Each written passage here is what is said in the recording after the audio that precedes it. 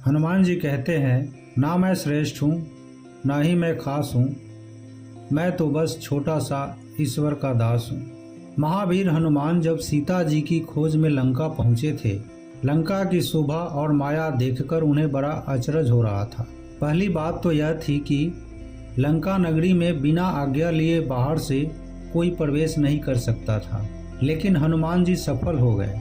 फिर जब उन्होंने सूक्ष्म रूप धरकर लंका में सीता जी को ढूंढना शुरू किया तो लंका इतनी बड़ी और भव्य थी कि इधर उधर फिरते हुए हनुमान जी भ्रमित होने लगे।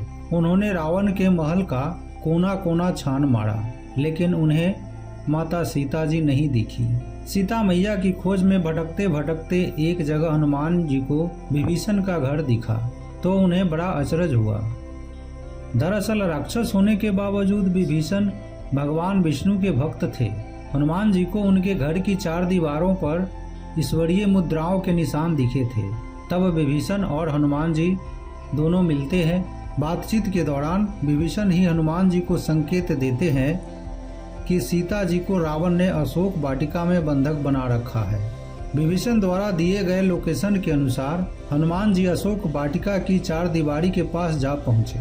वहां उन्होंने भयानक और सशस्त्र राक्षसों का पहरा देखा। उनसे बचने के लिए हनुमान जी ने एक बहुत छोटे से वानर का रूप धरा और वाटिका के अंदर एक पेड़ पर जा चढ़े। अशोक वाटिका में हनुमान जी जब घुसे तो उन्हें राक्षसियों के झुंड के बीच विशाल अशोक के पेड़ के नीचे एक दिव्य जन्मा स्त्री नजर आई। उनके मुख पर तेज था। वह स्त्री सीता जी ही थी। हनुमान जी कुछ सोच पाते उसी क्षण रावण और उसकी पत्नी मंदोदरी अशोक वाटिका में पहुंच गया। रावण क्रोध में भरकर तलवार लेकर सीता माँ को मारने के लिए दौड़ पड़ा। तब हनुमान जी को लगा कि इसकी तलवार छीनकर इसका सिर काट लेना चाहिए, किंतु अगले ही क्षण उन्होंने देखा कि मंदोदरी ने रावण का हाथ पकड़ लिया।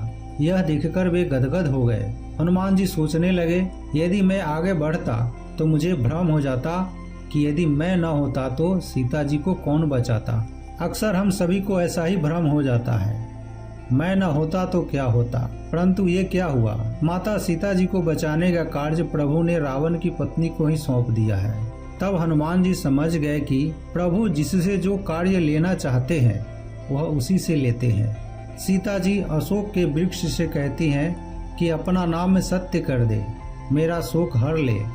हनुमान जी ने विचार किया कि माँ, यह तो नाम का ही अशोक है। बस हनुमान जी ने प्रभु श्री राम का नाम जपते हुए पेड़ के नीचे मुद्रिका डाल दी जहाँ माता सीता बैठी थी।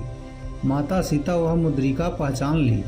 संसार के सब नाम झूठे हैं, सच्चा नाम तो एक ही है, राम नाम।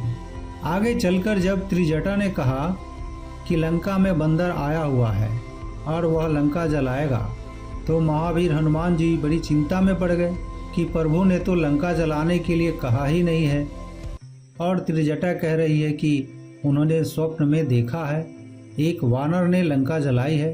अब उन्हें क्या करना चाहिए, जो प्रभु की इच्छा। जब रावण के सैनिक तलवार लेकर हनुमान जी को मारने के लिए दौड़े तो हनुमान जी ने अपने को बचाने के लिए तनिक भी चेष्टा नहीं की और तभी विभीषण ने आकर सभा में कहा कि दूत को मारना अनीति है।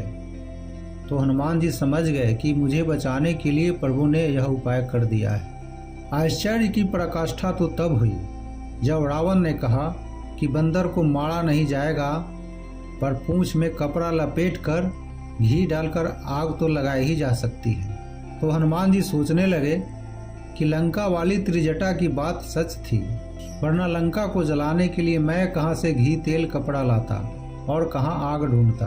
पर वह प्रबंध भी आपने रावण से करा दिया। जब आप रावण से भी अपना काम पूरा करा लेते हैं तो मुझसे करा लेने में आश्चर्य की क्या बात है।